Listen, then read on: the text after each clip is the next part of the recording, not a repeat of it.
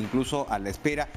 Señores, sabemos pues que una vacuna no nos va a sacar de donde estamos, lo podemos ver en todos los países donde ya se está aplicando, o no nos va a sacar al menos de un momento a otro. Esto va a ser un proceso dramático, largo, cuidadoso, que va a requerir todavía de un esfuerzo de la sociedad bastante importante.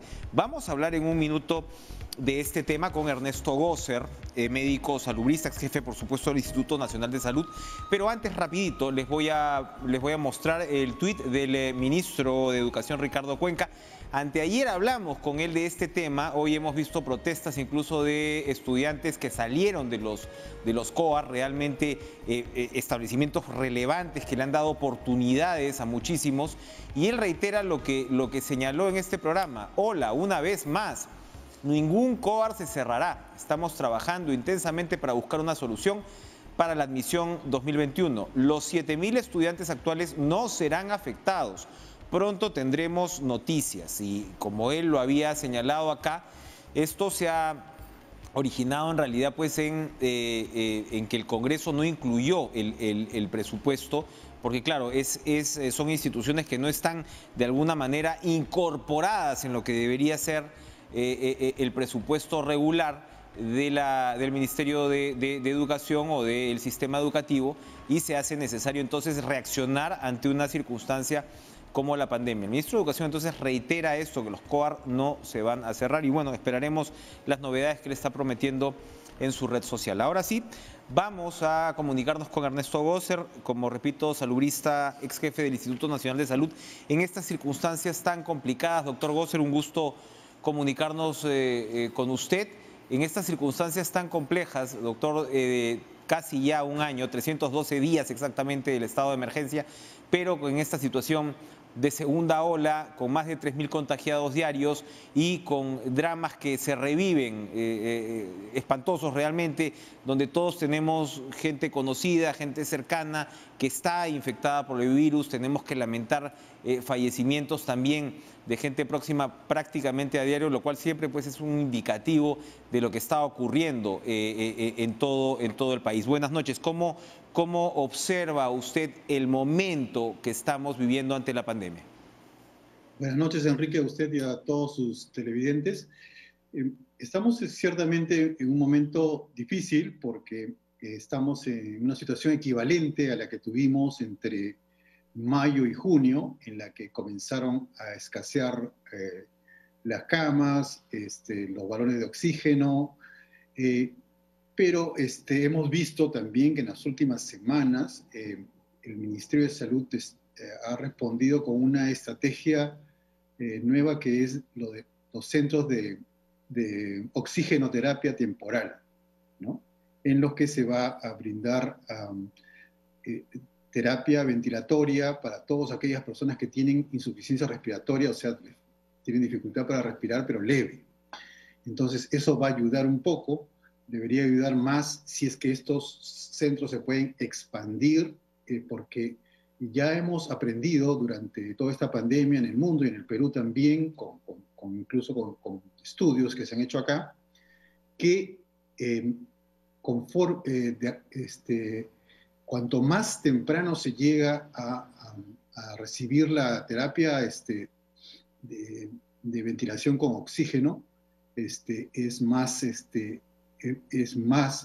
¿cómo se llama? Fácil que la persona se recupere, ¿no? Doctor, precisamente sobre este tema, hay siempre muchas preguntas sobre cómo es el proceso. Ahora ya hemos aprendido, pues después de un tiempo más o menos largo, sobre cómo es el proceso de quienes realmente se ven afectados con la enfermedad y desarrollan pues esta insuficiencia respiratoria ya aguda.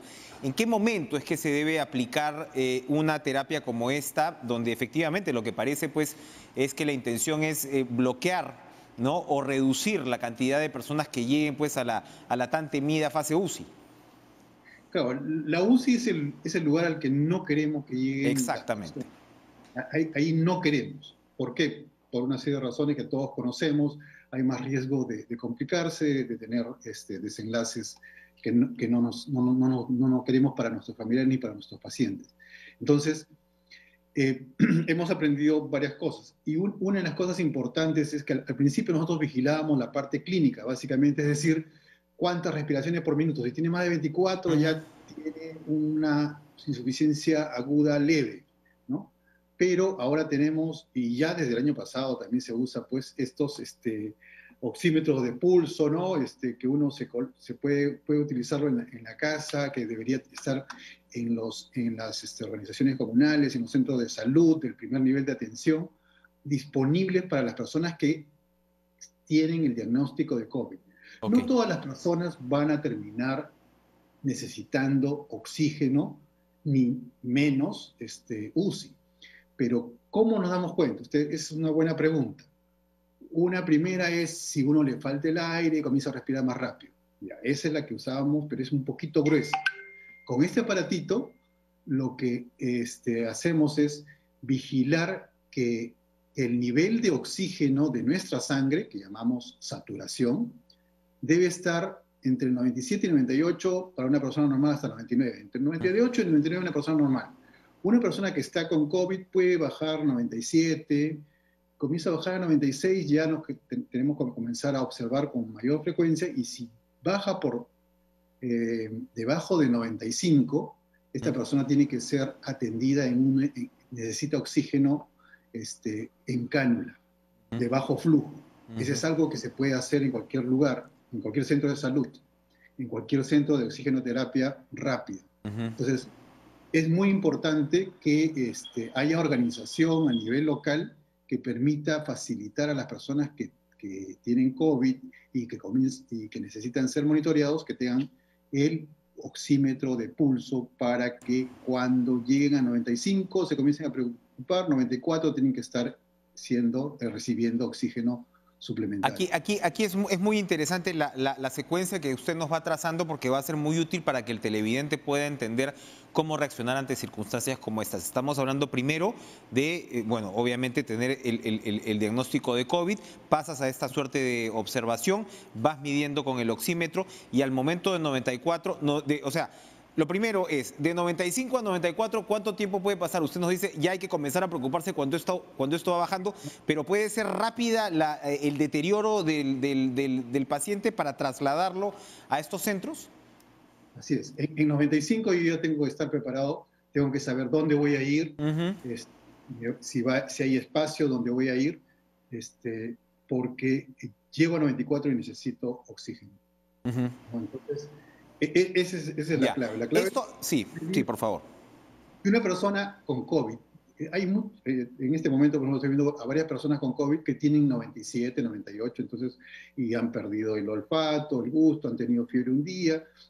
Esas personas hay que vigilarlas todos los días y hacerles también una cosa que es muy importante, que es el soporte emocional. No sabe cuánto ayuda, uno se angustia. Claro. Porque piensa que va a terminar en UCI. No todos terminan en UCI. Y la interacción con un profesional de la salud, con un médico, una enfermera, les permite poder conocer su estado, tranquilizarse y ayudarse a sí mismos. Claro. Otra cosa importante en esta fase es, mire, diagnóstico, y si no hay pruebas, la clínica es la que manda. Si una persona está con fiebre, fatiga, la fatiga es muy, muy característica, un poco de tos, no tiene que tener todos los síntomas, puede tener uno solo de estos. Esa persona que tiene que estar monitoreada. Mucha agua. ¿Por qué el agua? A veces uno le dicen bastante agua y uno no entiende por qué, dice, y se olvida porque lo memoriza. Pero si uno relaciona la recomendación del agua con que nuestro cuerpo, cuando llega un virus, tiene que defenderse y tiene que hacer muchas reacciones químicas. Y todas esas reacciones químicas, en exceso, necesitan agua para poder realizarse. Entonces, por eso es que necesitamos más agua. No es algo mágico, no es que, pero alguien de la cabeza. Es porque nuestro cuerpo se está defendiendo y necesita utilizar agua para sus reacciones químicas. Entonces, agua, reposo, monitoreo de síntomas, control de temperatura, control de oxígeno, eso para una persona que está con diagnóstico. Pero a mí me interesa ir más atrás y ojalá podamos llegar a las preguntas, porque lo que queremos es evitar incluso que lleguen a esto. Pero las personas que ya tienen COVID, con eso se pueden controlar. Llega a 95 y yo estoy preparándome, tengo que saber a qué hospital, del seguro, del ministerio o a qué clínica, de acuerdo al tipo de atención que yo tenga, debo ir, ¿no? Usted señala que efectivamente el objetivo de toda la sociedad tiene que ser en realidad es evitar que esta persona llegue a este 95, 94 de oxígeno? Usted nos ha dado algunos puntos, por ejemplo, efectivamente, controlar lo que puede ser un estado prácticamente de pánico o de ansiedad que puede contribuir precisamente a complicar más esta situación. Pero ¿qué otros? Sabemos que hay personas que reaccionan obviamente de manera distinta, pero ¿cuáles son otros factores que pueden contribuir a que no lleguemos a ese punto sabiendo ya el diagnóstico? Hay algunos que desarrollan, otros que no, pero ¿qué podemos hacer en lo posible para ayudar a que nuestro ser querido, nuestro ser cercano, no llegue a ese punto? No, es básicamente lo que le digo: hidratación, más de 2 litros de agua, reposo. Se puede también poner la persona de costado izquierdo un par de horas, o boca abajo, si es que comienza a bajar a 97, 96, para ayudar a ventilar mejor. Y tener, ¿cómo se llama? El monitoreo de algún médico, de preferencia, para poder saber cómo está evolucionando. Entonces, cuando las personas comienzan a evolucionar mejor y tienen el contacto con un profesional de la salud, se van tranquilizando y le va bien. Hay que tener mucho cuidado, obviamente ya sabemos, las personas mayores de 60, de 70, de 80, mayor cuidado. Las personas con diabetes, hipertensión, obesidad, cáncer, mucho cuidado. Eso es lo que tenemos que tener en cuenta cuando uno ya tiene la enfermedad. Bien, doctor Gosser, ¿cuánto ya podemos en estos momentos vincular la situación que estamos viviendo con las nuevas variantes? Mire, no está medido y sería irresponsable de mi parte dar una cifra, pero sí puedo plantear que es muy probable que ya esta variante se haya extendido, y por eso es que estamos teniendo una mayor transmisibilidad en una época que esperábamos que no hubiera tanta, ¿no? Entonces ya estamos viendo que tenemos 3.000 casos nuevos, tenemos todas las UCIs ya ocupadas. Eso nos habla de que hay un aumento del contagio, y eso quiere decir que las variantes están acá, y por eso es muy importante la parte preventiva. Y todas estas cosas que estamos hablando en este momento, por ejemplo, deben ser difundidas de diferentes maneras, porque no todos entendemos las cosas de la misma manera, no porque seamos más o menos inteligentes, sino porque tenemos diferentes estilos, costumbres, ideas. A algunas personas les gusta que le hablen muy cortito, otras que le hablen con jerga, otras que les gusta escuchar con más detalle. Entonces, ahí es importante que sí, por ejemplo, el Ministerio intensifique sus campañas de difusión, pero con diferentes tipos de mensajes, ¿no? Formatos, canales. No es lo mismo los jóvenes, los chicos, las chicas, no es lo mismo en la selva que en el surandino y en la costa. Y ahí es muy importante, por ejemplo, la participación de la gente. La gente nos dice, a mí me parece muy importante, por ejemplo, recibir las preguntas, porque cuando la gente pregunta, hay una necesidad de conocer que se va a satisfacer cuando le responden. Entonces, eso va a ayudar a entender mejor. Hay algunas cosas, por ejemplo, que uno dice, no, ¿cómo es posible que no sepa si se está hablando todo 301 días, dicen ustedes?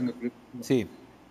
Tenemos diferentes formas de ver, y a veces tenemos que refrescar la memoria. En este momento es muy importante que todos se tomen muy en serio, porque estamos en una situación difícil, pero nosotros podemos ayudarnos y ayudar a la gente que está a nuestro lado a que no llegue a tener la enfermedad. Bien. Muy importante. Muchas gracias, doctor Ernesto Gosser, por estas recomendaciones. Efectivamente, ¿no? A los 312 días, como decíamos, es necesario efectivamente refrescar, renovar nuestra comunicación, nuestro lenguaje, nuestros mensajes, porque estamos hablando pues de una situación en la cual todos tenemos que salir adelante. Gracias, doctor Gosser, por acompañarnos esta noche. Vamos a seguir y cambiar de tema, porque nos enlazamos ya con Jorge Chávez Álvarez, candidato a la segunda vicepresidencia por Victoria Nacional, economista, jefe del plan de gobierno, ojo, candidato además al Congreso por Lima y expresidente del Banco Central de Reserva. ¿Cómo está, señor Chávez? Gracias por estar con nosotros. Buenas noches, muchas gracias por la invitación, Enrique. Bueno, lo primero es parte de la lectura que se está haciendo ahora mismo de las candidaturas, y yo creo que así debe ser, es cómo se reaccionaría por parte de su oferta de gobierno frente a la pandemia, si es que ustedes mismos estuvieran ahora montados en el caballo, y seguramente si lo están a partir de julio, porque esto no se va a acabar ni de un mes para otro, ni probablemente de un año para otro. Bueno, efectivamente es tan importante y tan grave la situación que se vive que nosotros ya estamos trabajando en planes de emergencia dentro del aspecto de salud.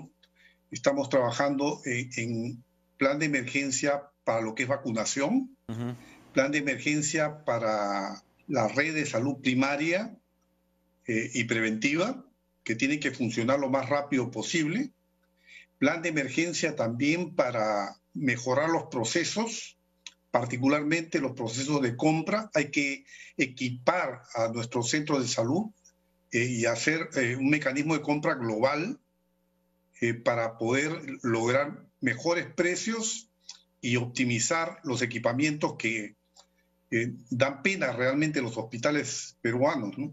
Sean del Seguro Social o del Ministerio de Salud. En realidad estamos muy mal en cuanto a equipamiento de nuestros centros de salud. Así que ya estamos nosotros trabajando como si estuviéramos en el gobierno prácticamente, ¿no? Y quisiéramos que parte de estas propuestas que estamos elaborando, inclusive se las queremos alcanzar al gobierno de transición, porque creemos que más allá del proceso electoral nos cabe a todos los peruanos en estos momentos poner nuestro granito de arena para contribuir a paliar la situación tan grave que viven la gran mayoría de los peruanos. Indudablemente. Usted participó en reformas, en el diseño incluso de reformas económicas importantes ya hace un par de décadas. Y claro, entre los especialistas queda siempre esta impresión de que esas reformas no llegaron de alguna manera a actualizarse, ¿no? Las famosas reformas pues, de segunda ola, hablando de un término lamentablemente de moda ahora. Y esto tiene mucho que ver con la situación del sistema de salud. Hay quienes recuerdan que incluso en educación, a pesar de todos nuestros problemas, se llegó en determinado momento a un consenso político que ha permitido, insisto, ¿no? Frente incluso a contrarreformas, si se quiere, o amenazas de contrarreformas, que tengas algún tipo de horizonte en el sistema educativo. No ha ocurrido así con el sistema de salud. ¿Cuáles son las urgencias más grandes y cómo se pueden revertir al momento de la situación que usted describe, de los equipamientos y, ojo, del personal humano, etc.? Bueno, sí, como bien dice usted, las reformas que se hicieron en principios de la década del 90 fueron las denominadas reformas de primera generación. Ni siquiera se llegó a las reformas de segunda generación o tercera generación.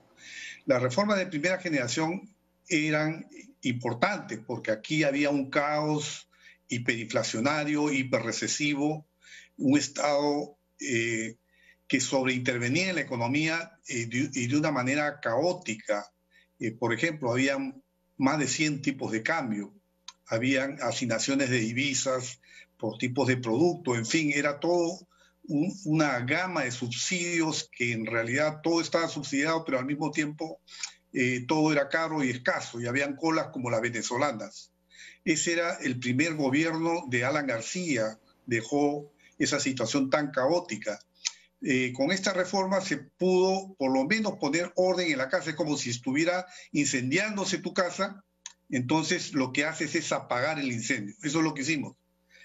Yo salí con el autogolpe del 5 de abril, con el cual estuve en desacuerdo, dejé la presidencia del Banco Central y de ahí en adelante me he dedicado desde el mundo de la consultoría a estudiar permanentemente la realidad del país. Y bueno, en el plano de esta pandemia hemos visto lo mal que ha manejado el gobierno de Vizcarra tanto el aspecto sanitario como el aspecto económico. Gran parte de los recursos de salvataje de empresas que son usuales en situaciones pandémicas o de economía de guerra van orientadas o focalizadas hacia las empresas más vulnerables, hacia las personas más vulnerables, las familias más vulnerables. En cambio, en este tratamiento que se hizo, más bien gran parte de los recursos se focalizaron hacia las empresas más grandes, de los grandes grupos económicos, y las empresas que no tenían mayores problemas y que podían haber pasado tranquilamente la tormenta con sus propios recursos. Perdóneme, allí el error, para Reactiva me refiero, el error fue no cubrir al 100% la garantía, porque lo que me señalan es que, claro, si tú tenías 2 o 3% de no cobertura de esa garantía, el banco igual te iba a pasar por su sistema de riesgo y ahí te fregaste, que es al parecer lo que ha pasado con muchísimas empresas, que bueno, no eran pues las clientes usuales y como usted remarca, fueron las clientes usuales del sistema financiero las que se llevaron la mayoría de fondos. Así es. Bueno, ciertamente ese 2-3%, pero en realidad en el fondo no es tanto un problema de porcentaje, sino de la concepción del mecanismo. Debió ser un mecanismo de distribución de recursos y debió utilizarse al Banco de la Nación como eje de esa distribución de recursos y sobre todo hacer llegar los recursos a las empresas más vulnerables. Y en cambio se utilizó al sistema financiero, los bancos que ofrecían la menor tasa eran los que se llevaban la mayor parte de los recursos y ya sabemos que son los más grandes los que pueden ofrecer menor tasa, porque las empresas, las entidades que se dedican a las microfinanzas, sus costos son mucho más altos porque gran parte de su cartera son pequeños y microempresarios.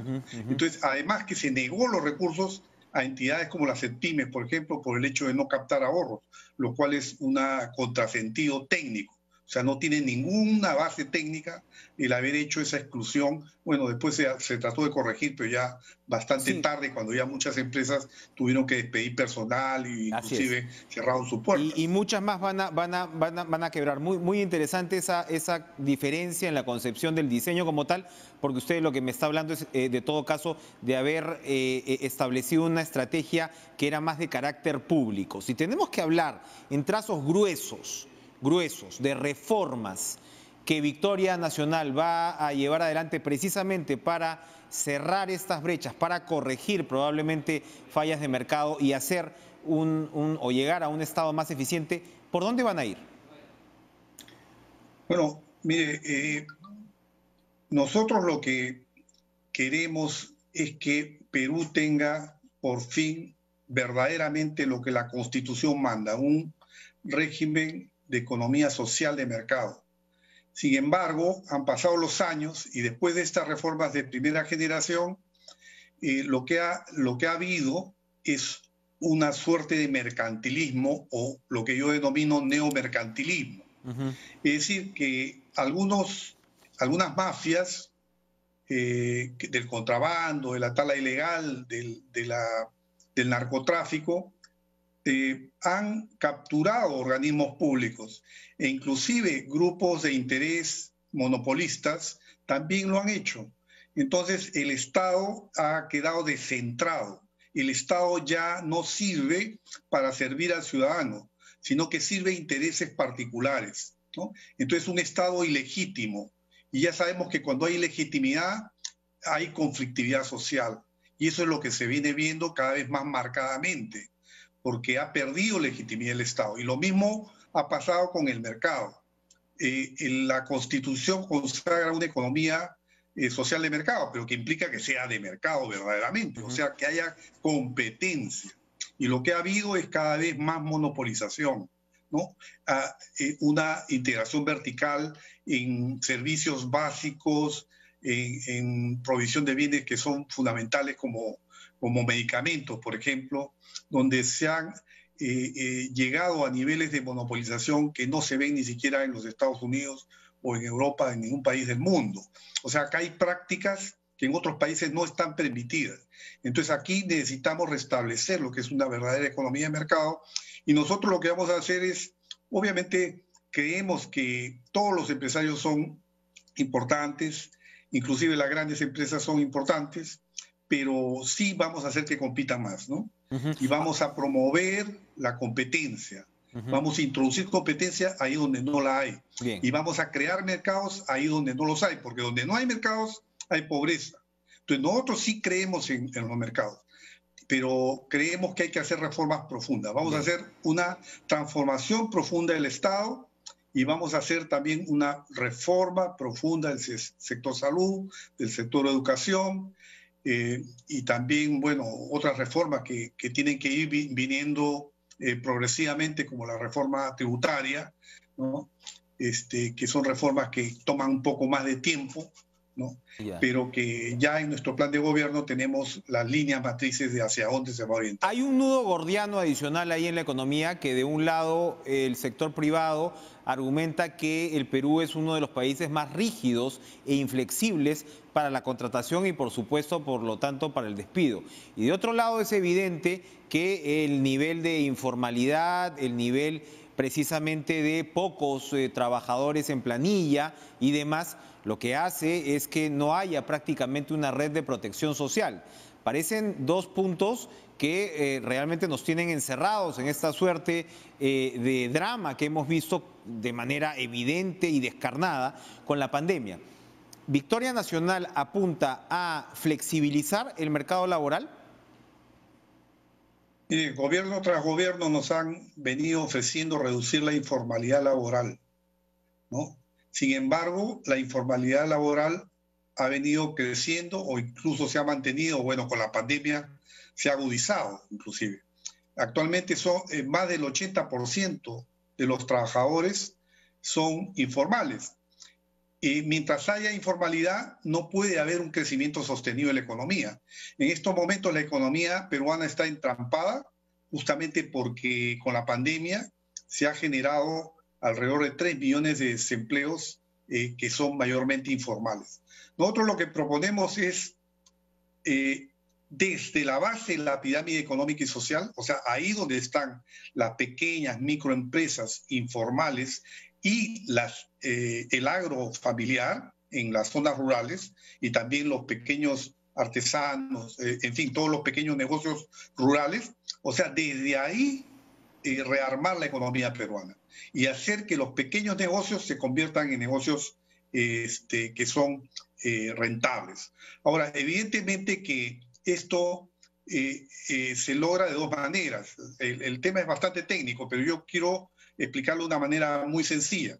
O sea, de un lado, yo soy informal, ¿por qué? Porque mi productividad es tan baja que yo no puedo pagar los impuestos que me exige la ley y no puedo tampoco pagar los beneficios sociales que me exige la ley, porque digamos, las condiciones laborales son bastante exigentes, número de días de vacaciones, también la rigidez laboral, si es que meto a un trabajador y no trabaja bien, no lo puedo sacar.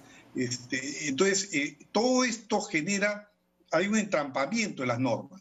Entonces, primero que, por ejemplo, salario mínimo, ahí hay que corregir, porque no es posible que por ejemplo, Saga o Ripe paguen el mismo salario mínimo que un microempresario. O sea, habría que diferenciar.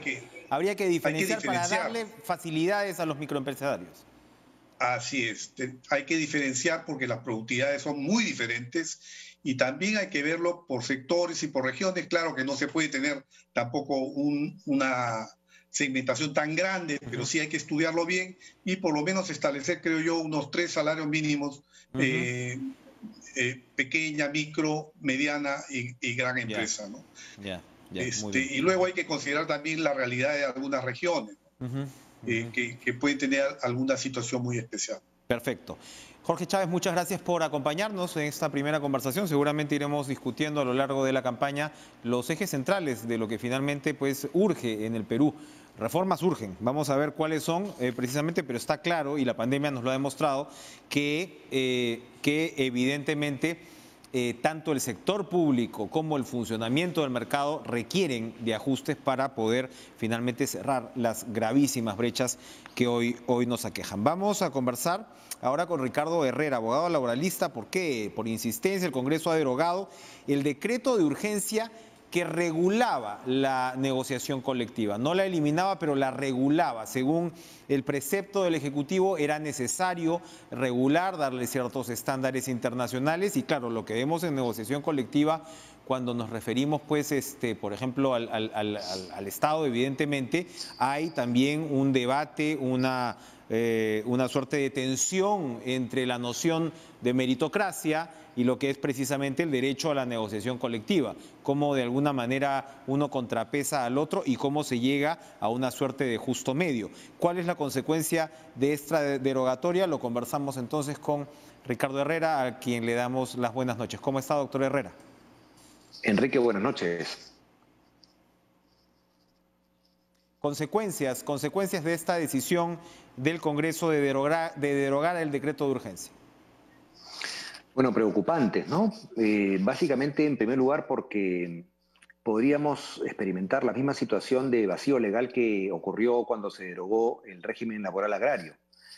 Es decir, recordarán ustedes que el 7 de diciembre sale la ley derogando el régimen agrario y muchas empresas y muchos trabajadores estuvieron muy confundidos acerca de cuál era la ley aplicable entonces. Se aplicó supletoriamente al régimen de la actividad privada, pero eso generó un perjuicio en los trabajadores que automáticamente dejaron de percibir 21% de su ingreso diario, las alícuotas de CTS y gratificaciones, y tuvimos que esperar hasta fin de año para poder saber nuevamente cuál iba a ser la regulación laboral agraria. Ahora puede ocurrir lo mismo, es decir, se ha derogado la ley de negociación colectiva en el Estado, el decreto de urgencia 014-2020, pero no se ha establecido cuál va a ser la nueva ley de negociaciones colectivas en el Estado. Ese vacío legal va a generar que los 383 pliegos de reclamos que se presentaron a servir el año pasado, desde que se emitió el decreto de urgencia 014-2020, hoy derogado, van a quedar un poco en la nebulosa, porque no sabemos si se van a regular por la Ley de Relaciones Colectivas de Trabajo, el régimen privado, o por alguna otra disposición. Lo ideal hubiera sido que el Congreso de la República tome una decisión de eventualmente derogar total o parcialmente algunas normas de negociación colectiva, pero reemplazándolas por otras. Ese vacío me parece muy peligroso, ¿no? Y además, el decreto de urgencia 014-2020, que regula la negociación colectiva en el Estado, así como el decreto de urgencia 016-2020, que regula una serie de aspectos de incorporación y reincorporación en el Estado para trabajadores públicos, Así es. Tuvieron sendas demandas de inconstitucionalidad interpuestas el año pasado, en febrero el primero y en junio el segundo, que aún están pendientes de resolución en el Tribunal Constitucional.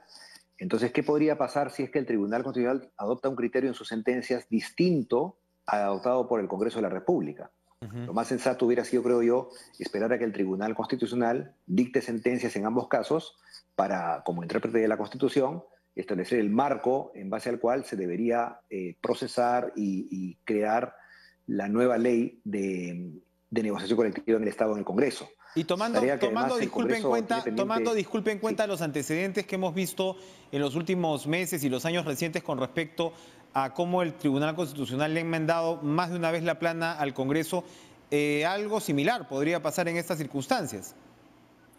Efectivamente, ¿no? Efectivamente, porque yo creo que, teniendo en cuenta el tiempo reciente, sin duda alguna, el tribunal podría adoptar, como digo, un criterio distinto al del Congreso de la República y considerar que de repente ambos decretos de urgencia, hoy día derogados, fueron constitucionales en todo o en parte.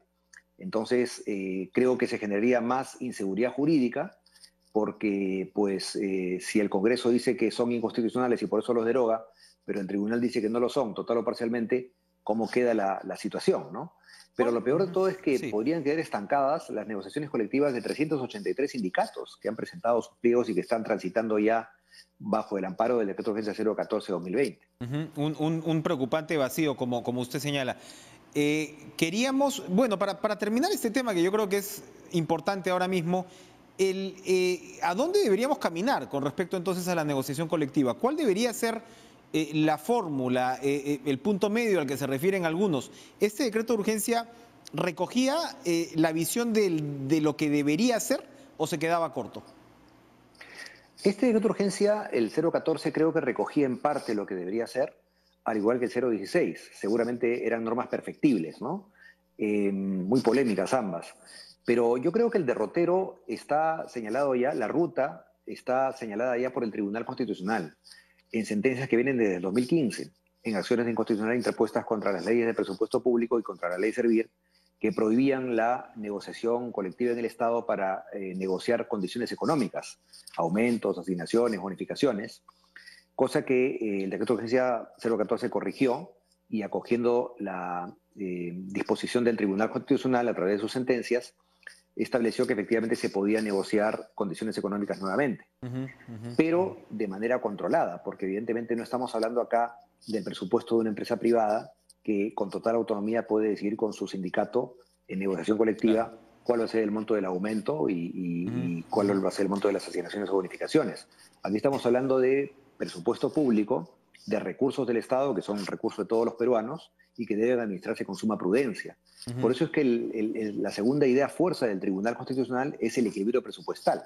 Es decir, que las negociaciones colectivas puedan llegar a terminar en convenios colectivos o laudos arbitrales, otorgando mejoras económicas a los trabajadores, pero dentro de la limitación presupuestal, dentro de la capacidad presupuestal del Estado. Lo que hemos visto lamentablemente en años anteriores es una serie de convenios colectivos y laudos que han excedido largamente esa capacidad presupuestal, otorgando mejoras económicas que superaban los estándares de toda negociación, como son el costo de vida o la inflación. Bien. Ahora, trabajo remoto. Trabajo remoto es ahora mismo una preocupación que se revive entre la ciudadanía, entre los trabajadores. La situación de la pandemia evidentemente ha empeorado en el Perú y hay mucha incertidumbre. Hay, se supone, instrucciones por el lado del gobierno para que el trabajo remoto siga siendo una opción importante, ojalá mayoritaria. En el Estado ya se está tomando la decisión de en algunos ministerios, lo conversamos con el ministro del Interior, laboran al 10%, solo de manera presencial, el resto está haciendo teletrabajo. ¿Qué puede exigir el ciudadano de a pie con respecto al trabajo remoto? ¿Qué tan precisa es la legislación al respecto?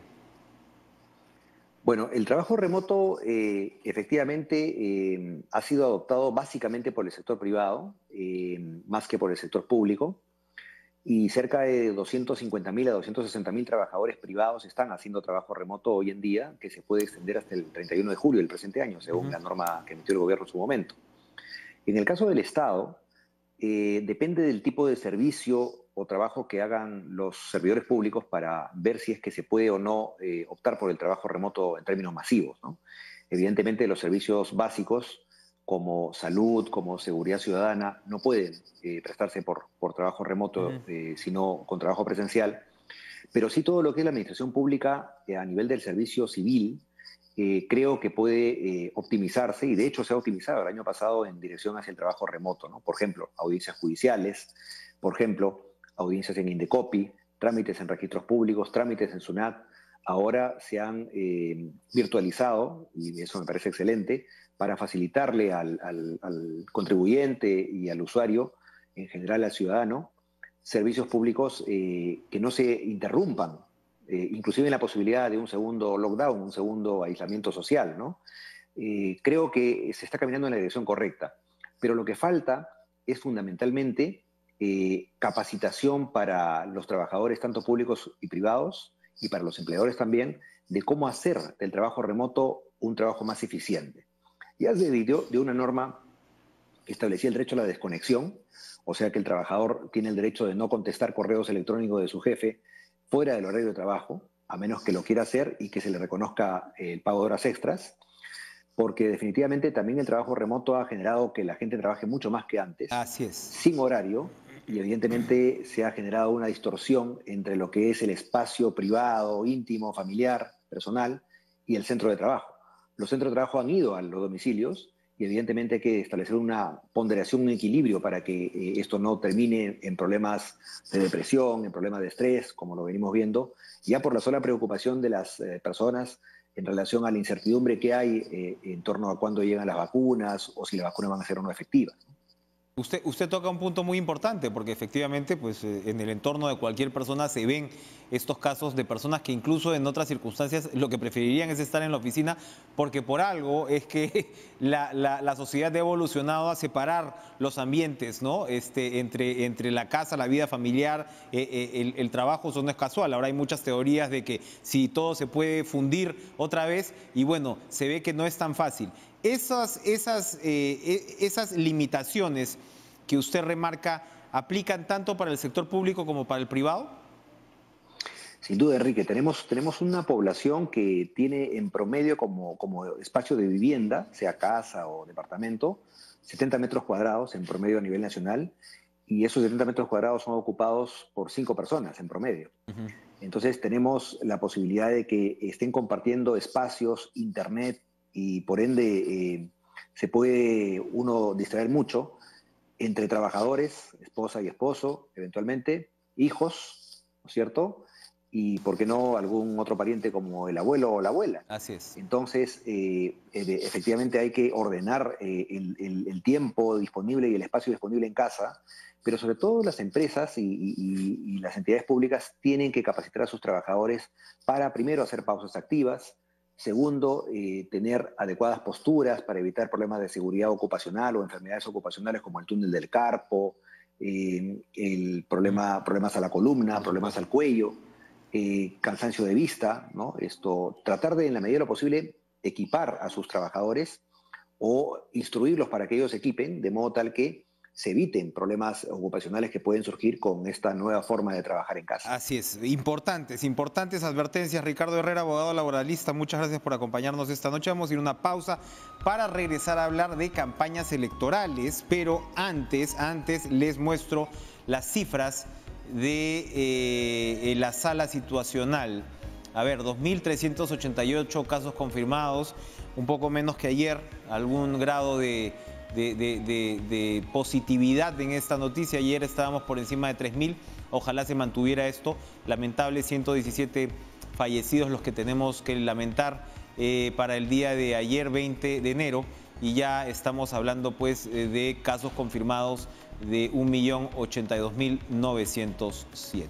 Gracias. Bueno, vamos a ir a una pausa y regresamos para esta interesante conversación con David Hochstatter, experto en estrategias de comunicación efectiva. ¿Cómo va a ser esta campaña en medio además de una pandemia? Volvemos.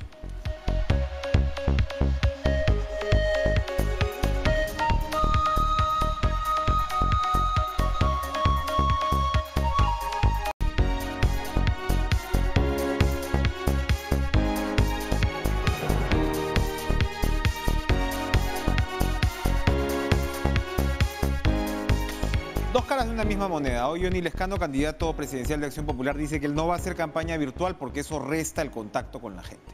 Julio Guzmán, el candidato del Partido Morado, al momento de confirmar el diagnóstico de COVID de su candidata a vicepresidencia, Flor Pablo, anuncia que no participará en actividades presenciales. Todas serán virtuales, no sabemos hasta cuándo.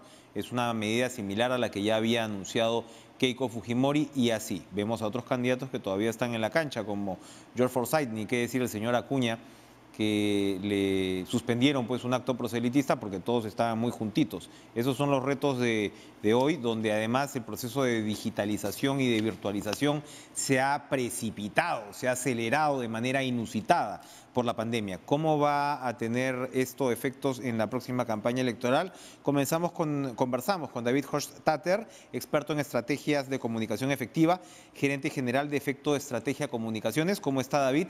En aras de la comunicación, espero haber pronunciado bien su apellido, además. Buenas noches. Hola, Enrique. Bien pronunciado. Buenas noches. Bien, ¿cómo estás? Bien, bien. ¿Cómo va a cambiar? ¿Qué tipo de campaña electoral vamos a esperar? Porque, claro, esto también tiene un grado de misterio, de incertidumbre, porque evidentemente todos estamos completamente inmersos en el mundo virtual, pero lo que vemos muchas veces es que el mundo virtual y el mundo de las redes no refleja necesariamente lo que va a ocurrir finalmente en las urnas. Tal cual, es súper importante lo que dices y es una cosa en la que yo quería enfatizar.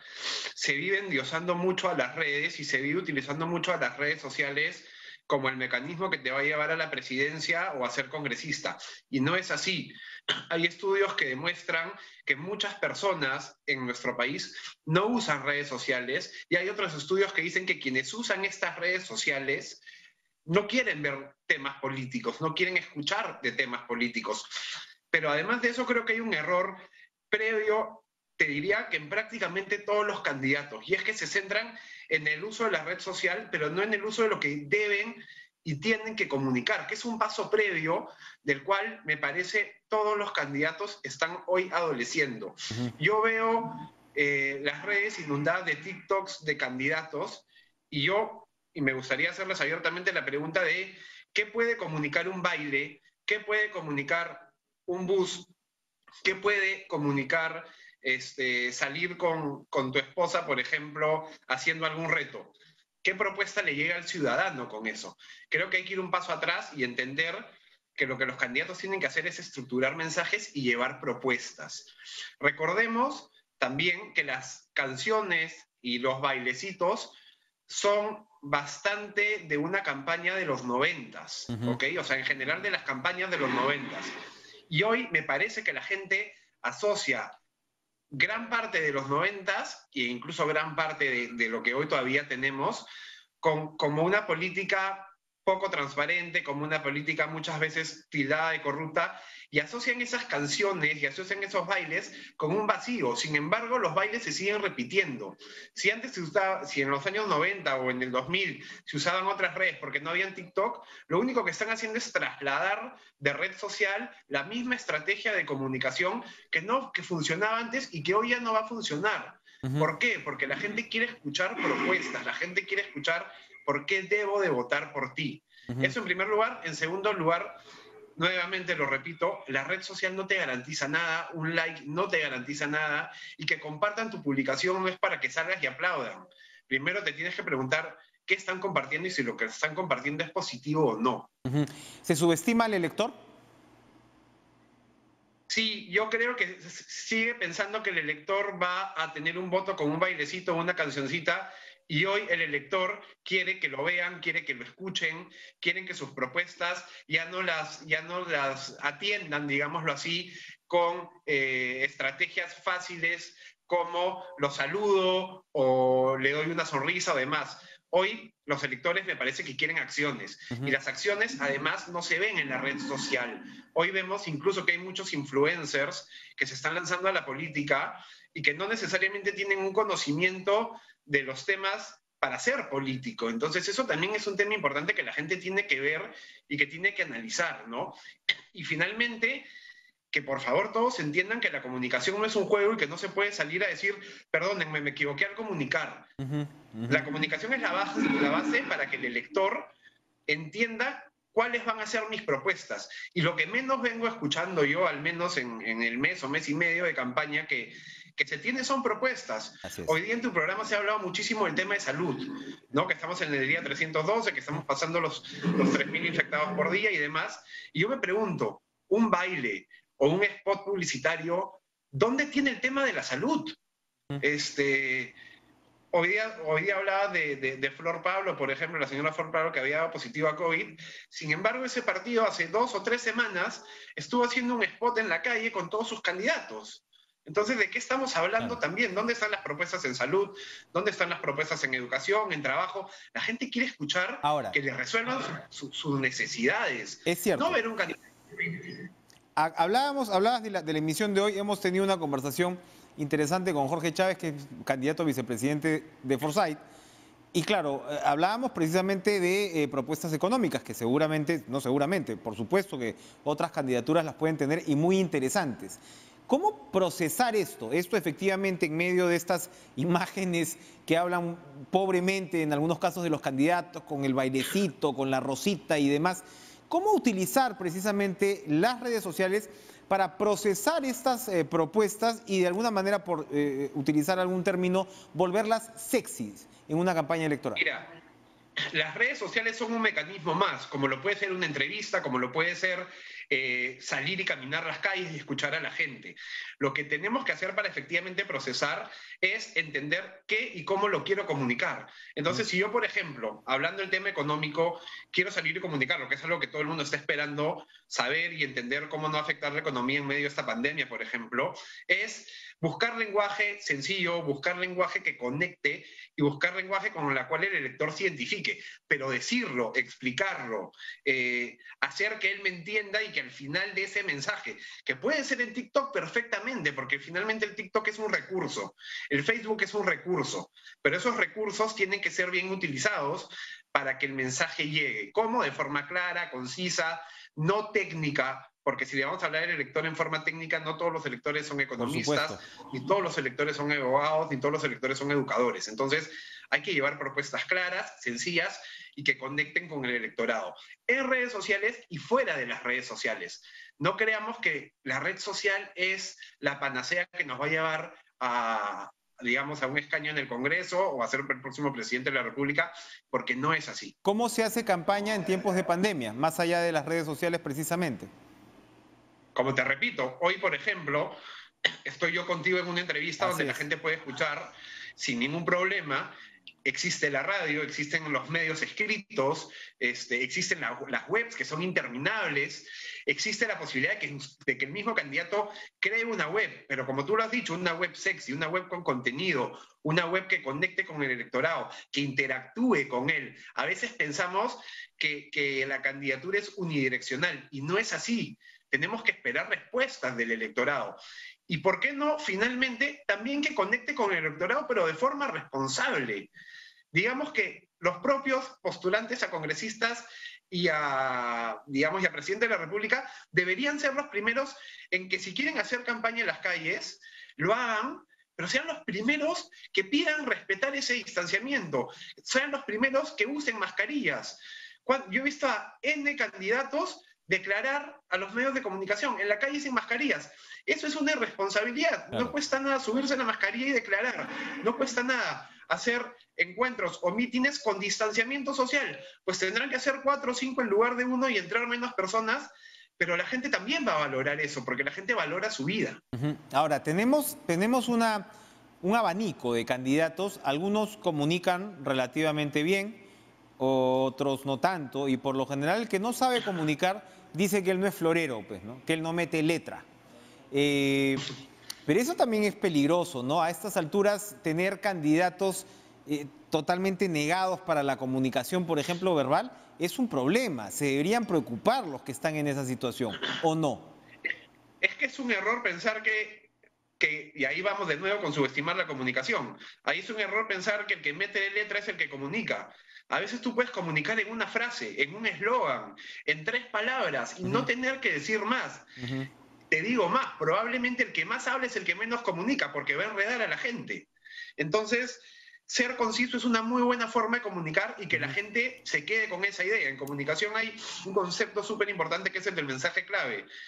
Y siempre recomendamos nosotros, ya sea la parte corporativa o política, manejar 3 mensajes claves en una campaña. ¿Por qué? Porque para que la gente se quede con esas 3 ideas fuerzas. Mientras más hablas, más lo diluyes. Y dijiste es un tema importante al final. Aquí es tan importante la expresión verbal, de decir lo que dices, como la expresión oral. Tus caras, una cara de fastidio, una cara de molestia, todo eso hoy, en los tiempos que vivimos, con los celulares, ahora sí con las redes sociales, con la televisión, queda absolutamente registrado, te pasa factura y muchas veces no te lo perdonan. Como que tampoco te perdonan errores que pueden parecer infantiles, pero sobre los que hay que estar atentos en cada detalle, ¿no? Nuevamente, desde un bailecito, un baile mal hecho, que además te puede dar para que te construyan un meme, y todas las cosas que hemos ido viendo en campaña y que seguramente seguiremos viendo mientras sigan subestimando la comunicación, que creo que es un elemento vital. David, para terminar, el memeo es una espada de Damocles que pende sobre el pescuezo de los candidatos en estos tiempos. ¿Qué tanto daño puede hacer? Ahora, hay memeo contratado también, ¿no? Hay memeo de trolls también, ¿no? Evidentemente. Sí, a ver, los troles, lamentablemente, y digo lamentablemente porque es un tema que vino con las redes también, son parte de las candidaturas, son parte de los procesos, son parte de las elecciones, Pero así como hay troles, hay communities, y lo hemos visto en muchos lugares, que son más inteligentes que los troles. Entonces, que sacan una respuesta que termina siendo tendencia, por ejemplo, ¿no? Entonces, ahí estamos nuevamente en el terreno de la creatividad, en el terreno de darle la vuelta a situaciones incómodas. Claramente los memes no son positivos para un candidato, yo no creo que lo sean, pero nuevamente pido ir un paso atrás. La pregunta es, ¿por qué te generan el meme? Y el meme te lo generan porque cometiste un error sobre el cual la población entera se dio cuenta, o una buena parte de la población se dio cuenta y dijo, listo, va a ser motivo de burla, porque es inconcebible que una cosa como esta no la haya podido dominar. Entonces, el meme por sí solo no aparece. El meme aparece porque se dio un error de comunicación que probablemente el equipo de campaña no calculó, porque lo subestimó, porque el candidato no lo escuchó o por algún otro factor. Bien, David Hochstadter, muchas gracias por acompañarnos con estas perspectivas tan interesantes y contemporáneas de lo que va a ser seguramente una campaña como nunca otra hemos tenido hasta ahora en el Perú, sobre todo por las circunstancias. Gracias por estar con nosotros, gracias por acompañarnos a ustedes esta noche en Cara a Cara. Los invito a continuar con la programación de TV Perú Noticias si lo que quieren es seguir informándose de manera seria y concisa, hablando en los términos de nuestro entrevistado. Y por supuesto, continúen con TV Perú Deportes aquí en la señal abierta. Y Lucho Tizano, Carolina Salvatore les traen todas las novedades de sus deportes favoritos. Adiós, buenas noches.